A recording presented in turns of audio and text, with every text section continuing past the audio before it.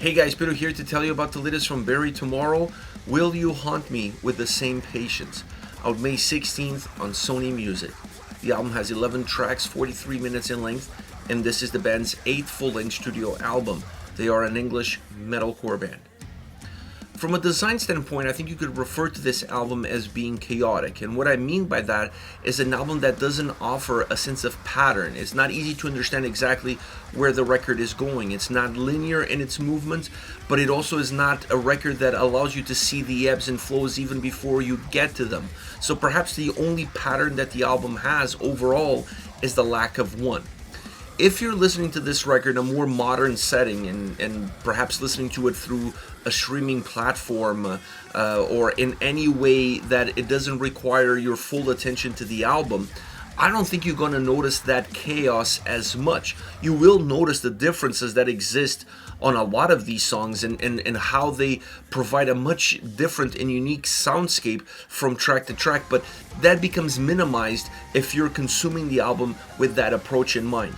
If you're a little bit more old school or you prefer to sit down and listen to a record from beginning to end, that is where that chaos comes in, and that's where that difficulty to find your way through also comes into play. It's an album that requires a little bit more of the listener if you're going from start to finish, and it requires a lot more times going through it for you to become used to that chaos, for you to start to finally see that light at the end of the tunnel. As far as the sound is concerned, this is a very modern sounding metalcore record, but it's an album that's very rich in the sound that it offers. The production behind this album is phenomenal, perhaps one of the best, if not the best production on a Bury Tomorrow record that I've ever heard. Really rich, really mature, and really complete. It's an album that gets you the best out of each of the elements in the band, including the vocals, and it brings all of them together in a very cool symbiosis of sound. The electronic elements of this record add to the soundscape, they add to the sound, they add to the mood, they add to the atmosphere that the tracks have, and they have a clear impact from that standpoint, but they're not the drivers of the sound experience as we've seen in so many more modern metalcore sounding albums where the guitars are almost forgotten and all you hear is these electronic elements populating the complete soundscape of a record and drowning everything else. This album doesn't do that. It has them there, but it has them there to enhance the record, to enhance the sound, to enhance the songs, and to even, I would go as far as to say, to enhance the guitar sound that on this album is really powerful. I really like what they've done guitar-wise on this record, because it's not an album that I felt that became predictable from that standpoint, where every song had a similar chug, where every song has a similar breakdown, or every song has a similar rhythm or a sense of melancholy coming out of the guitars. No, this album offers a lot of different textures guitar-wise. Acoustic guitars, a little bit heavier, a little bit thicker, a little bit chuggier, then a little bit more melodic, a little cleaner, more driven. This album has so many different textures on the guitars, and that's what allows the album overall sound-wise to have also so many different textures and to be so rich in what it offers.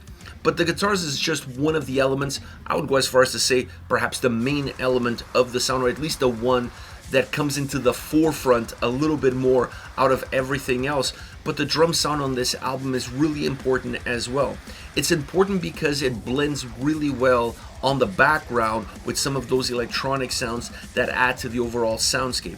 And it's also important because it gives a great base, a great foundation of heaviness, of depth, without necessarily overshadowing everything else. It's there for comfort, giving more of a platform for the guitars to break through that more cohesive sound that the record has, and then have their own moments to shine, their own 15 minutes of fame, if you will. So it's an album that's really well put together, like I said, from a production standpoint, and it allows the drums to play an important role, but not a role that overshadows everything else. Allows the electronic elements to play an important role, but not a role that overshadows everything else. And then it allows the guitars to have simultaneous roles, one of blending with the overall sound and one of breaking through that and creating its own room.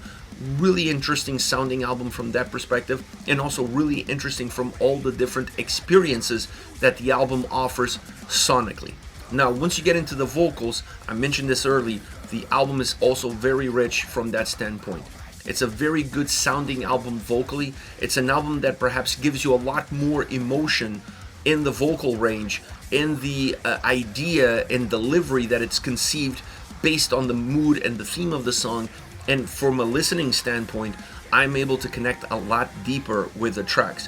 When you listen to a record where the vocals feel or sound like they feel, or they represent the feelings, I should say, of the lyrics, and then you put those two together and they complete the overall big picture that the sound is trying to paint for you, you're always going to have an album that allows the listener to feel more connected to it from at the very least from an emotional standpoint. And I think this album surpasses some of the previous records on this front. Not that previous albums hadn't delivered from that standpoint, but I think this album crafts that experience a little bit better. It just tweaked a little bit better in order for the listener to go a little bit deeper into the mood, into the experience, into the overall emotions that are held by this album through and through. And the vocals are such a huge part of that experience. And when you start to put all of these things together, this becomes the band's most mature record. It's also the band's most demanding record from a listener standpoint, specifically, like I said, if you're going from the first all the way to the last song. This album has a lot more for the listener to digest, and every time you're listening to it, if you want to go deeper, it has even more to offer. Very different from some of their previous records where you were able to skim off the surface and kind of get a glance of what the record was all about. This album doesn't give you everything at the first time going through. You really have to work your way through it in order to squeeze every single drop of juice from it. As far as favorite songs are concerned, I want to start off with To Dream to Forget. This is the opening track, and I think it's a track from an opening standpoint that really sets the mood for the rest of the record, and it showcases a lot of the elements that you're going to find throughout the album. You're going to see the electronic backdrop, such a huge piece of the puzzle as far as this song is concerned. That more melodic, modern metalcore sound that this track has, something that you're going to see throughout the record as well. Having a little bit more of a driven guitar sound with that substantial drum impact in the background becomes very defining of what this song is all about, but it's something that you're going to see throughout the record as well. Not every single song sounds exactly like this song, but this song has elements that you're going to find throughout the entire record, an element here, an element there, an element there. So it's an important track from that standpoint because it opens the record, it sets the tone, it sets your ears for what you're going to enjoy down the line, and it's a great sounding track as well. It's very dynamic vocally, something that you could say about the entire album. It has a lot of emotions infused into the song, delivered by the vocals, but also delivered by the sound behind it. It has some sadness in it that finds a way of blossoming, but there's also glimpses of hope at the end. So it's a track that mixes a lot of emotions and has an emotional roller coaster ride throughout. Then you have Wasteland. I really enjoyed this song. Great guitars, great vocals, a heavy track, I would say. It adds some dark, melancholic pockets that allows the track to slow down, but that really sets up, in a lot of cases, some more melancholic open pieces of the song, and it has a very introspective chorus, and with that there's also a sense of melancholy to it.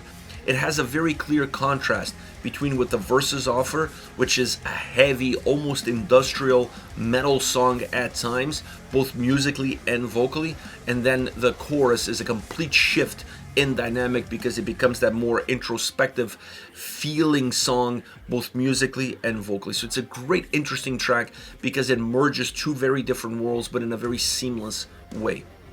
Next we have one of the most interesting songs on this record, Yōkai. I believe I'm pronouncing it correct, is a Japanese word, and this is one of the most consistent songs as far as intensity, as far as aggression, as far as heaviness, both from a musical standpoint and a vocal standpoint. There are some clean vocals on this track, but they're just sprinkled in. This track is all about the harsh vocals, it's all about the anger, it's all about the aggression, it's all about the intensity, it's all about the heaviness, both from the sound and vocals together, really creating such a powerful track all around. Now they interlaced some more melodic guitar pieces, but even those, even the clean vocals that are sprinkled in, all of these pieces are not enough to dilute the overall heaviness of the song. What it allows the song to be is easier to digest, because it's consistently heavy, but it's not always heavy. It has some breaks, of that surface with that melody that makes the song more fluid, that doesn't allow the song to feel a little bit more stagnant. If it was an overall very heavy track, perhaps would become a little bit more stagnant. So having those pieces of melody interlaced into that overall heaviness doesn't dilute the heaviness, but it makes the song move a lot better. This is it. Bury Tomorrow, Will You Haunt Me with That Same Passion. Let me know your thoughts on the band, on the singles. Hit me up in the comment section, and I'll see you all at the next video. Take care, guys.